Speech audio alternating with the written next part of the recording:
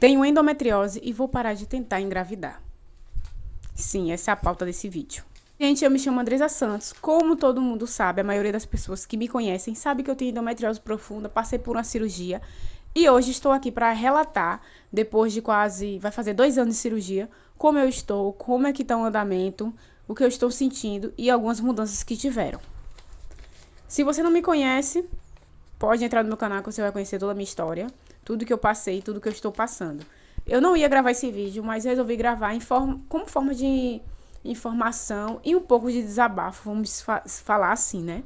Porque não é uma conversa fácil falar que não é que eu não queira ter mais filhos, mas sim que eu estou cansada de tentar e de ter expectativas. Então, gente, eu vou falar aqui, primeiramente, eu voltei a tomar o Dienogest, já vai fazer 4 meses que eu estou tomando, por conta que eu estava sentindo dores do lado esquerdo.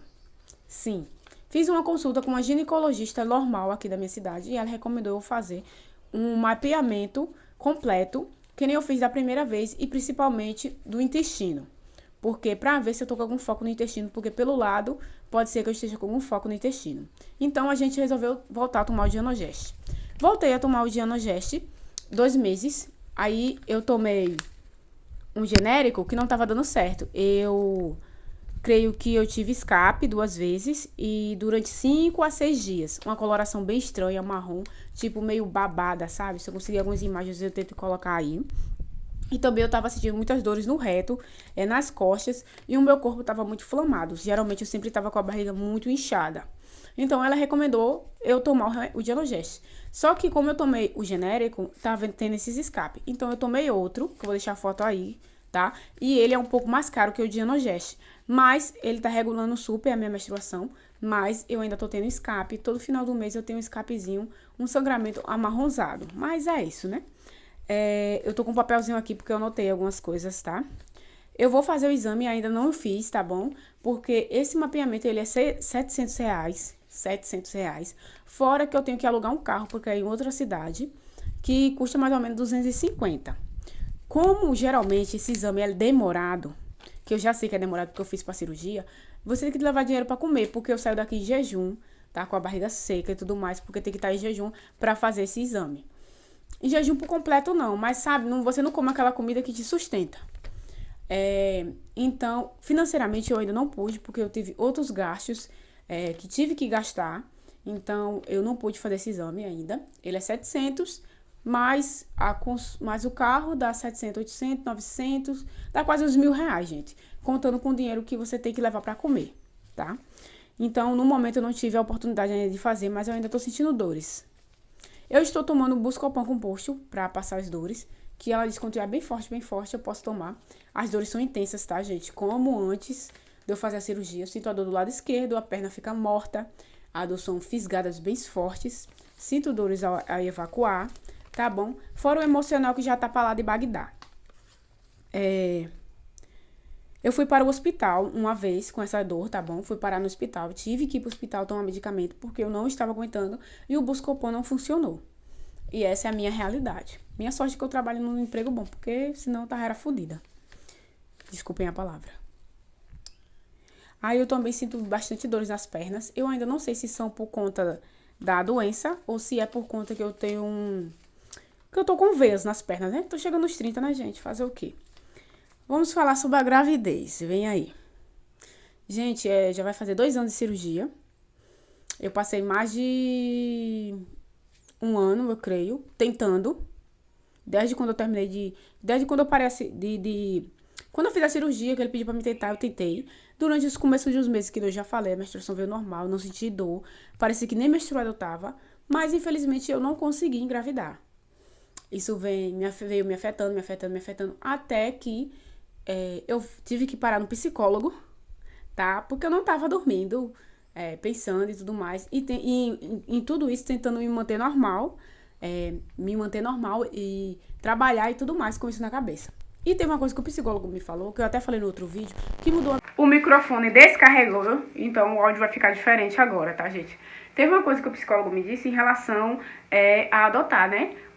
Se você adotar, você não vai ser menos mãe, você vai ter o seu amor de mãe e tudo mais. Em relação à adoção, queria muito, muito, muito, muito adotar. Mas eu tenho na família adoção. Na minha família tem uma pessoa que adotou uma filha, tá, uma tia minha. Uma tia minha, não, tia da minha mãe. Mas só que a burocracia da adoção, ela é muito grande. Tipo assim, ele passa um pente fino mesmo. E o meu relacionamento, talvez, nossa relação, eu não sei, né? Eu não quero falar coisas pessoais. Mas talvez a gente não consiga adotar, sabe? A gente não consiga adotar. Teria que os dois conversar, sentar e tal. E tipo assim, se um não quer, o outro não faz. Porque geralmente a adoção, aqui no Brasil, você tem que estar casado, uma vida financeiramente estável, uma casa tal. Então, eu não sei se eu vou conseguir adotar, entendeu? Então, com isso, decorrer do tempo, eu fui meio que deixando isso de lado, tirando isso do meu coração, dizendo a Deus, se não é pra mim, eu não tenho o que fazer, eu tenho que viver minha vida, entendeu? Eu tenho que aproveitar os momentos que eu tenho com a minha família, com pessoas que gostam de mim. Eu não posso estar todo momento triste por conta que eu não posso ter filho. Gente, tem uma cicatriz aqui? Tem um buraco? Tem. Tem, não vou dizer a você, toda vez que eu vejo uma roupinha de criança, toda vez que eu vejo um laço, uma sandália, uma percata, um sapatinho, sabe? Fico pensando assim, ai meu Deus, se eu tivesse um filho eu iria comprar isso. Se eu tivesse um filho ou uma filha eu faria isso. Ai, se eu tivesse... Muita coisa se passa na minha cabeça. Se no tempo que eu descobri essa doença, muito tempo atrás, que eu não sabia que tinha essa doença, se eu tivesse tentado, porque eu sou casada, vai fazer 9 anos já, tá, gente? E quando eu me casei, eu preferi tomar um anticoncepcional logo, porque eu não queria ter filhos no momento. E quando eu quis ter, foi quando eu descobri que tinha doença, né? Então, eu tenho um amor muito grande por criança, tanto que quem me conhece nas minhas outras redes sociais tem o filho da minha cunhada, que só leva aqui em casa, que esse menino, eu digo a minha cunhada que esse menino ele me salvou, porque quando ele nasceu eu não sabia que tinha doença, mas esse menino se apegou tanto a mim, que ele salvou o meu coração de amor, sabe? Eu amo muito, muito, muito ele, como se fosse meu filho, sabe? Mas não é meu filho, entendeu? Então, eu sou muito apegada a ele e agradeço a Deus por ter colocado essa criança na minha vida. Eu tenho outras afilhadas, mas é tipo assim, a minha conexão com ele é diferente, porque eu vi ele pequenininho, vi na barriga da mãe dele, cuidei recém-nascido, entendeu? Então é outra coisa, já é outro... Eu tenho muita vontade de adotar, mas eu não sei se financeiramente, né, eu tenho os requisitos para adotar. Então eu fico pensando, Deus, se eu não adotar e se eu não conseguir ter filhos, como é que será a minha vida aqui pra frente? Eu fico me perguntando. Mas eu tô com uma calma tão grande no meu coração. Assim, eu não choro mais. Eu encho os olhos cheios de lágrimas, tá, gente? Geralmente, quando eu falo de criança, eu encho. Não é a vontade de chorar, eu me emociono. Mas eu tô com meu coração tranquilo. Também assisti um vídeo de um dia desse, Letícia Luz, não sei se vocês seguem, mas eu sigo. E ela tava falando um pouco da maternidade. Que a maternidade era uma bênção e não uma escolha nossa. Se Deus puder nos dar, a gente vai ter. Se Deus não puder nos dar, a gente não vai ter. Mas a minha vida vai parar por conta disso? Não, né? A gente pode ter sobrinhos, pode ter afilhados, tá? Eu sei, eu queria muito ter um filho. Eu queria ter um filho meu. Cuidar, educar, ensinar coisas a eles que meus pais não me ensinaram, entendeu? Muita coisa se passa na minha mente, mas eu optei por não ficar triste, por não ficar pensando, entendeu? Por não parar a minha vida por conta disso. No momento, como vocês sabem, estou sentindo dores, então eu estou priorizando a minha saúde, em vez de tentar engravidar, o que pode piorar ainda mais o meu caso. Porque, querendo ou não, a endometriose pode ter voltado, e eu posso estar com algum foco no intestino, e aí? Eu ainda vou tentar? Vou arriscar minha saúde, minha vida? Que pode piorar mais pra futuramente, sabe? Então, eu decidi cuidar da minha saúde. No momento, não fiz o exame, mas vou saber. Tenho que descobrir se tô com foco no intestino ou não. Tenho que voltar para um médico, que é R$ 600 mais a consulta. Se tiver 600 ainda, que eu não sei. E tenho que cuidar da minha saúde o máximo que eu puder, porque eu fiz uma dívida bem grande e eu tenho que continuar trabalhando pra sustentar essa dívida. E é isso, gente. É só um pequeno desabafo, falar um pouquinho pra vocês, tá? Eu creio que tem muitas meninas que me acompanham em relação sobre a endometriose. E é isso, meu coração ele tá tranquilo, sabe?